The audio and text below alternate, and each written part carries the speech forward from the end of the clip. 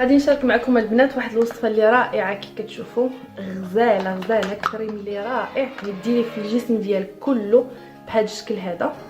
كريم اللي غزال البنات، والله متاكده غادي يعجبكم، متاكده غادي ينال اعجاب ديالكم. كي كتشوفوا غزال تقدري تستعمليه من راسك رجليك، يعني الجسم ديالك كله. وصفه واحده تقدري تستعمليها للجسم ديالك كامل.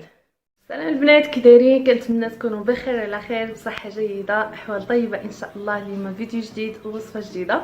اليوم ان شاء الله غادي نشارك معكم واحد الوصفه في ظل هاد الظروف اللي كنعيشوا. بزاف ديال البنات واخا يعني مولفين كيمشيو للحمام، واخا كتصلي في الدار، يعني واخا كتدخلي للدوش في الدار وهذا ما كتحسيش الجسم ديالك بحال الا غسلتي في الحمام ديال الزنقه. ما كي يعني ما كتحسيش هذيك الراحه وهذاك انه الجسم ديالك تنقى او ان الجسم ديالك رطب بحال فاش كديري حمام مغربي. اليوم ان شاء الله غادي نعطيكم واحد الوصفه البنات اللي متاكده والله متاكده 100% انكم واخا ديري الدوش، يعني ديري الدوش في الدار وديري هاد الوصفه في وسط الدوش، يعني فاش تسالي انك تفركي لحمك او تغسلي لحمك غادي ديري هاد الوصفه وغادي تعطيك نتائج رائعه للجسم ديالك. يعني غتحسي بحال الا انك غسلتي في الحمام ديال الزنقه، الجسم ديالك غادي يولي رطب، غادي يبان لك نقي في نفس الوقت، تفتح اللون ديال الجسم. مهم وصفه اللي روعه وغزاله. يلا خليكم معايا ندوزو دابا باش نعطيكم المكونات ونهضر لكم بالتفصيل على هاد الوصفه، وهانتوما معايا. المهم البنات غندوز دابا باش نهضر لكم على هاد الوصفه وغنوريكم المكونات اللي غنحتاجو. كي قلت لكم يعني فاش كتكون السيده مولفه الحمام ديال يعني الحمام المغربي، فاش كتمشي ليه البرا ديال الدار ديالها، الناس اللي ما كيكونش عندهم الحمام في الدار واخا كتغسل في الدوش ما كتحسش الجسم ديالها بحال الا غسلت في الحمام. هذه معروفه عندنا البنات كاملين. واليوم جبت لكم واحد الوصفه كي قلت لكم غادي تكون بحال الا غسلتي في الحمام، غتحسي الجسم ديالك غزال رطب.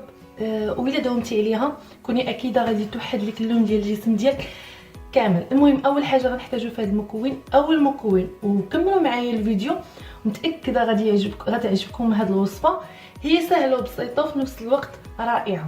المهم اول مكون اللي عندنا واللي هو الرز العادي اللي كنستعملو في الوصفات.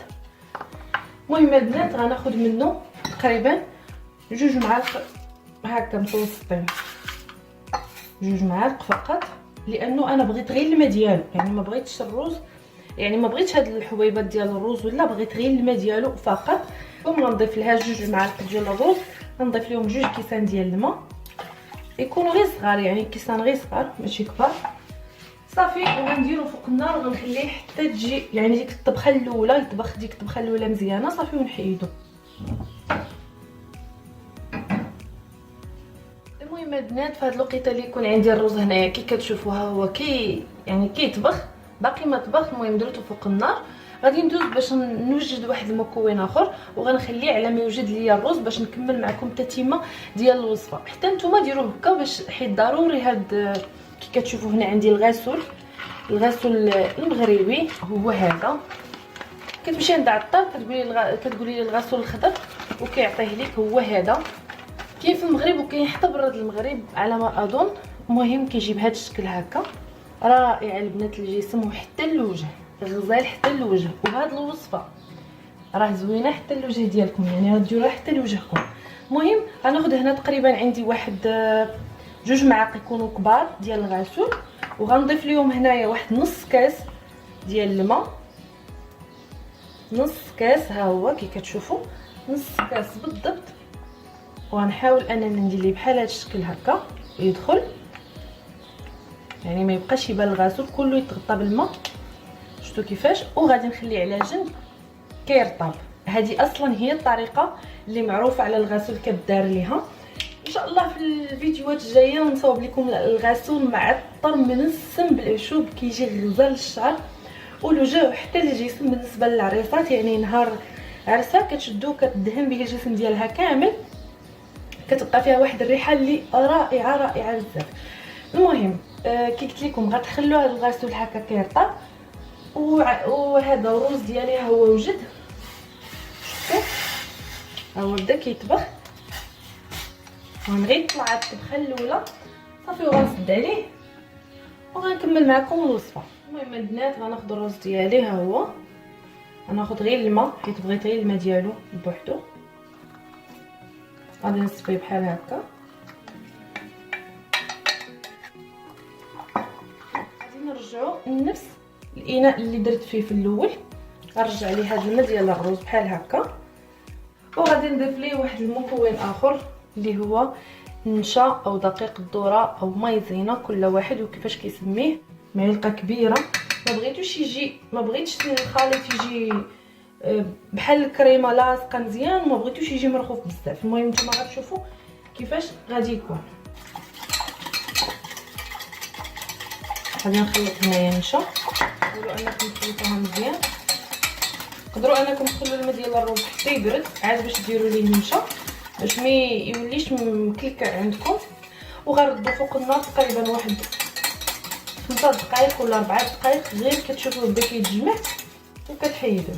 طبيعه الحال على نار مهيله، ما تكونش العافيه مجهده، نار خفيفه مع التحرك. ضروري تبقاو كتحركوا حتى كتحصلوا على داك الكريم اللي بغينا، كي قلت لكم ما يجيش ملاصق بزاف وما يجيش مرخوف بزاف. المهم البنات كنحصلوا على واحد الكريمه دايره بحال هكا، يعني ما كتجي ما مرخوفاش بزاف وما ثقيلاش بزاف، يعني كتجي متوسطه، لانه باقي نزيدوا ليها الغسول، فضروري انها تجي بهذا الشكل هذا. شفتوا كيفاش؟ المهم غندوز دابا بالنسبه للغسول، غنضيف ليها هذا الغسول، ها هو راه ولا رطب، يعني رطب بالماء. كيف قلت لكم من الاحسن انكم فاش تكونوا كتوجدوا الرز ديروا الغسول وخلوه كيطرخ. نضيف لها الغسول بحال هكا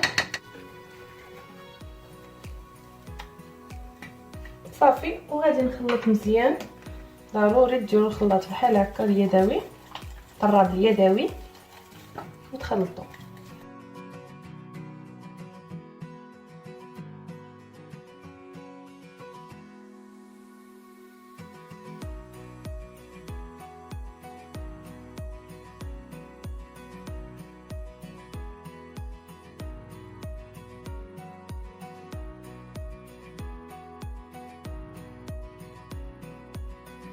غادي نضيف ليها البنات اخر مكون واللي هو الزيت ديال الجليسيرين.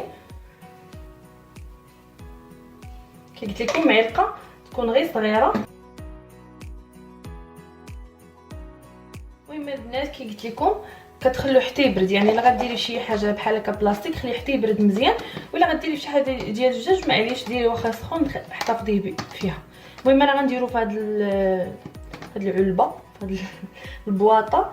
المهم خليته حتى برد واحد شويه وغادي نديرو فيها باش نحتفظ به في الثلاجه. شفتوا كي كيولي البنات، راه كيولي على هذا الشكل هذا. عاد غندوزو للنتيجه ديال هاد الوصفه ان شاء الله. فاش تجربوها راه تعطيكم واحد النتيجه اللي غزاله بزاف. كتشوفوا كميه اللي كبيره وما غاديش لك، يعني كل حمام غتبقاي تستعمليها. صافي البنات غندوز دابا باش نوريكم كي قلت لكم الطريقه ديال الاستعمال. بالنسبه للطريقه، اول حاجه كتحتفظي به في الثلاجه، ضروري تحتفظي به في الثلاجه. تاني حاجه فاش تبغي تمشي الحمام كدي معاك القياس اللي غيقدك، يعني كتاخدي واحد شي حاجه اخرى كتسد، شي قرعه ولا شي حاجه كتسد.